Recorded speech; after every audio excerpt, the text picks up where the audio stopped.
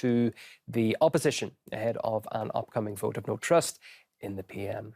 Well, let's discuss those issues with Shahid Uraza, independent analyst and international security affairs commentator. You're very welcome to the programme. About Imran Khan, first of all, and there seems to be a threat to his leadership. Is it real or otherwise, do you think, with the members of his party going to the opposition? Is it a threat to him as Prime Minister of Pakistan?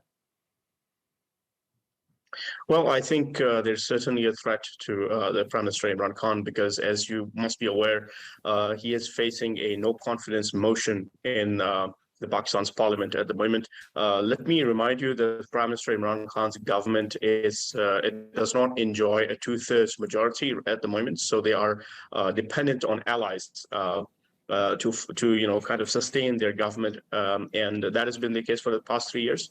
The no-confidence motion is going to be it's going to be discussed in the parliament over the next several days.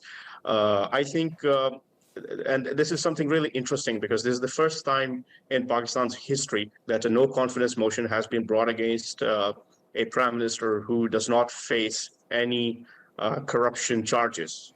So it's really interesting time in Pakistan's history, and I think that he is going to survive with cuts and bruises. Okay, interesting. We'll see how that plays